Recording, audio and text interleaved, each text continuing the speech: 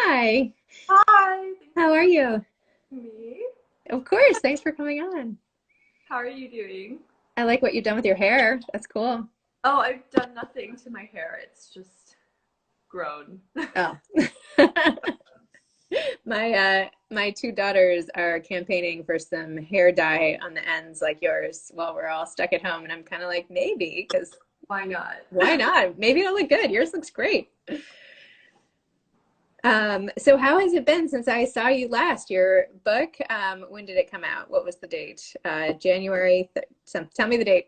When did your January book? 15th. Yeah, January you're 14th. What has happened since it came out? And tell readers and listeners a little more about the plot of Little Gods. yeah, sure. I did a little East Coast book tour, and so a lot of events in January and February, and then everything was canceled in March. Um, my book, Little Gods, I also don't have it with me. Seems like an oversight. um, my book, Little Gods, is a novel about a Chinese woman physicist named Su Lan, and it's told after her death from the points of views of her daughter, her former lover, and her friend. And I think of it as about the ways in which we are known and unknown to others and to ourselves, and also about a lot of other things. When I've actually been thinking a lot about part of your book because in New York they've been saying that they're going to limit who's allowed to come into the delivery room, and they've taken a Mm, lot of the delivery rooms and made them into, excuse me, rooms to treat COVID-19 patients. And in your book, and in the beginning, there was the Tiananmen Square uprising, and in that case, also you had a pregnant woman who was displaced and having a baby amidst the chaos. And I think of your scene so vividly when I'm thinking about the women who, some of whom I know and love, who are going in to have babies right now, and what that's going to be like, right? they can't have visitors. Yeah, yeah, I've been thinking about that too, actually. One of my good friends is a OB-GYN, and that's, um, it. The thing is, when things like this happen, you know, the life continues for people, and it is kind of crazy to me too that the news is just so preoccupied with COVID-19 now, and I'm like, well, surely other things are happening. Um, yeah. I also wonder, I mean, in the given, in any given day in a hospital, things are hustling and bustling with other illnesses and things that are going on. Like what's happening with all of that? I mean, not to go down a dark hole here, but what about, I mean, I know all elective procedures are sort of on hold, but what about people who are sick and can't get the care that they need because of this? I don't know, right? Yeah, no, totally. I think that one of the nice things about the internet is that people highlight stories that go sort of under the radar with when big things happen. But that's always something that I'm thinking about, during a big historical event. Who are sort of running along the edges of the photograph, unseen by the camera's eye. Wow. And I feel like your book in particular was so good at really highlighting that sense of loss and despair and just being so alone. I mean, at that time, like the woman with her baby was alone. I can't remember her name. Was alone in her apartment. She had her neighbor, but aside from that, it was her. And I feel like a woman alone with a baby, there are a lot of people going through that now. So I don't know. I just felt like your book was so timely. Oh, thank you.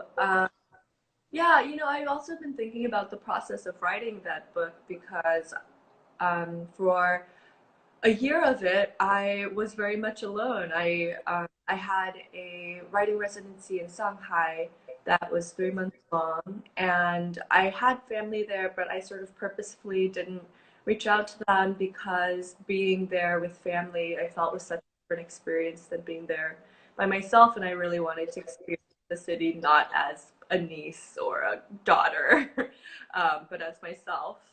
And there would be days when I would,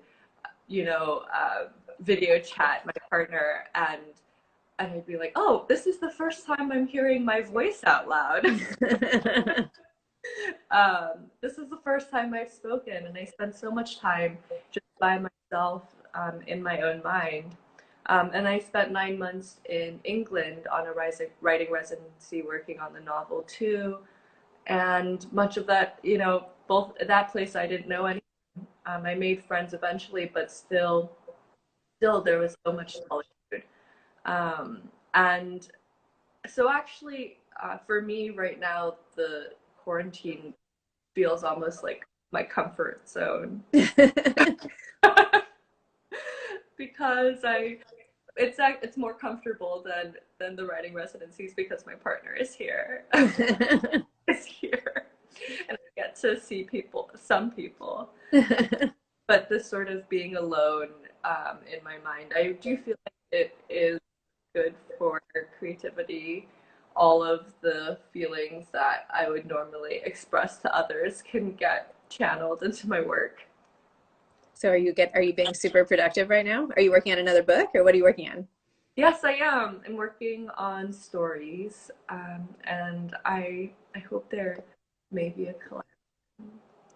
See, I'm knocking on some wood right now. Oh, okay. The whole camera is gonna go like, no, I'm kidding. Is there a particular, give me a preview of one of the stories, if you can. Sure. One of the stories that I just finished working on is a story about a woman it's called Three Women. I know there's a book called Three Women that came out recently, but this is a story. It's called Three Women, and it's from the point of view of a young girl in China looking at three women who sort of babysat her at times and remembering them. I think I'm really, in my novel, I'm very interested in the lives of women. There's one man who speaks, and he's not the best, but I'm really interested in the stories and the lives of women, and in especially now, sort of thinking about all of those silences surrounding sexuality, surrounding womanhood, that I grew up with, and that lots of women grow up with, and what it means to look back on that as an adult, and sort of try to fill in the silences of girlhood. That's great. Yeah. What do you think about the fact that, so the coronavirus, not to keep going back and forth, but having come from China, and you were born in Shanghai, and now I've been reading that there have been this uprising and sort of anti-Chinese stuff because of all this, which I find ridiculous in today's day and age. Have you been hearing about this, and what do you think? Oh, I mean, it's unfortunately not surprising to me. I think that, I think it's easy for the president to villainize a group of people to cover his own inadequacies and his own inaction, and I think that's his strategy of of being the president, unfortunately for us today. And I think it's an easy trap for people to fall into when they're afraid to find someone to blame and an other to villainize. And hopefully most people aren't doing that, hopefully thinking people can, know that that's wrong. Yeah, I mean, I know that my family in China right now is more worried about me than I am about them because of the state of our government's response right now. So Yeah, interesting. The table is quickly turned. My gosh. Well, thank you so much for coming on. And for anyone who missed the name of your book, it's Little Gods, and this is Meng Jin. And please pick it up, and you will find some very common themes to how we're all feeling right now. So thank you. Thank you so much. Have a good one. Thanks, you too.